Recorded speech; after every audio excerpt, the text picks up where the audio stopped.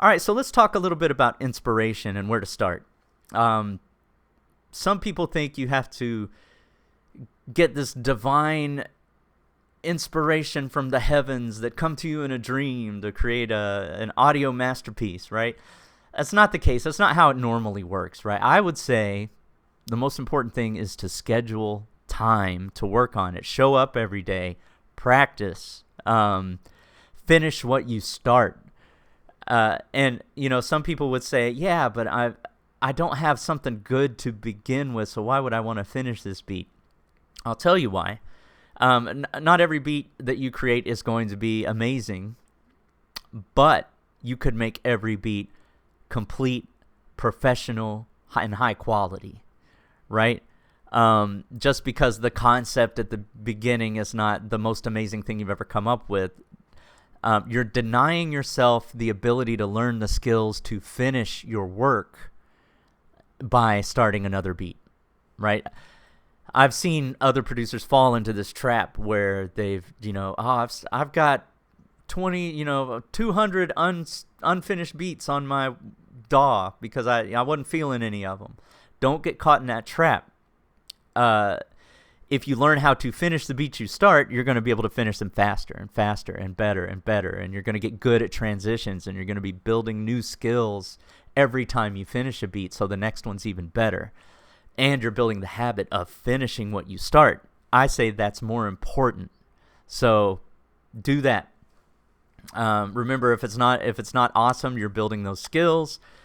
If you're looking for a place to start, like I'm not even sure what kind of beat I want to make, start with your favorite artists. What beats do you love? What music do you love? And it might be something simple. You might be a pop artist that's like, I just love a simple, like Adele piano song, right? Build up your piano skills, right? Or you can even use AI tools like Scalar to create your own piano track, right? And I could show you how to do that as well.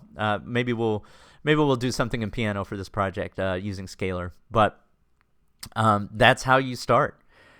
You can go to BeatStars. So that's an online platform that has, here, I'll show you real quick, beatstars.com. One of my favorite producers is one named Mantra. That producer's probably appreciating the plug in this training. But, you could just search for, let's say you're a hip-hop producer, for example. You could go to, what do you call it? Overview dashboard. No, that's my stuff. So go to feed, no tracks, top charts. Here we go. And you could, hey, one of my favorite artists is Drake. And you could narrow it down to all the top Drake beats there are out there. And you could listen to that and be like, oh, I want to make one kind of like that, right? That's a great place to start. Samples. So you could start with, a sample idea that you want to chop up. And we'll get into, sample chopping in this tutorial a little bit, the beat that we make. But you could go, from popular music. I would caution against popular music, though, meaning if you create, that you could get tied up in the rights. If let's say you're sampling something from the Beatles, for example, right?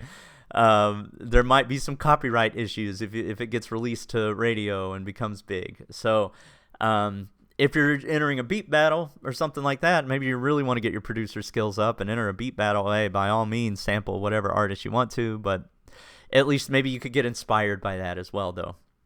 You can go to platforms like Splice or Waves.com. They have some samples, some royalty-free samples you could use. You could replay those and change it a little bit, right? Like you might like a melody, you may just change a couple notes. One trap that I think all producers get in, or all musicians or all artists, is that you think you have to innovate to the point where you're inventing music, right? Just remember, all of the great breakthroughs in music have been made built on top of what other people have done. Somebody that is an innovative musician didn't start from scratch. They didn't start from living in the woods and banging on rocks and sticks, right? Like, they built on the work of others.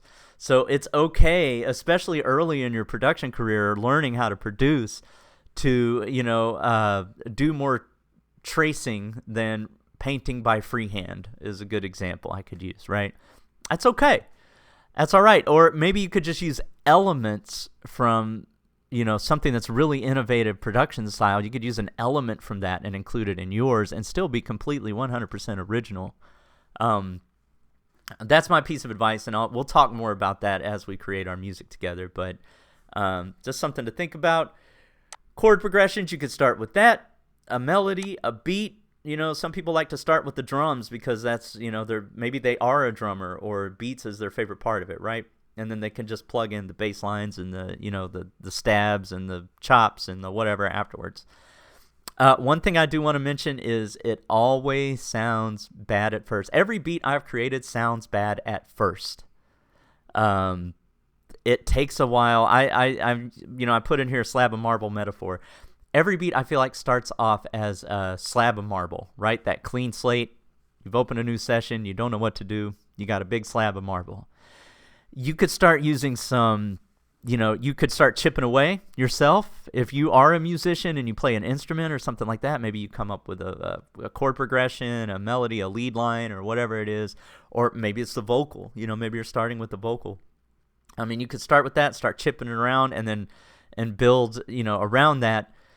Sometimes you can use AI tools, and they just knocks a chunk of marble off, right? Where you're just looking at this thing and you're like, oh, that's kind of shaped like a, let's say you're a sculptor, right? That's kind of shaped like a unicorn. So I'm going to start chipping away and starting to make this look like a unicorn. And then the more you chip away, you may throw another AI tool at it, and it knocks off a bunch of marble. Oh, wait, this isn't a unicorn. This is actually a lion. All right, cool, right? And then you start chipping away, and the fine detail that you put into that work is what makes your work great. But for inspiration and to get started, you can use some of these tools that you have in your DAW, VSTs and plugins and things like that, to start to make it make sense and take a shape. I hope that's been helpful. I'm going to use a real world, we're going to get started on our session in the next video, and I'm going to use this inspiration style to show you how I got started. And hopefully that will help you with your project. If these are just concepts that don't make any sense, let's put it into practice. Hey, what's going on? I hope you've enjoyed this training. This training is just part of a larger course, so if you want to take the whole course, just go to this playlist right here.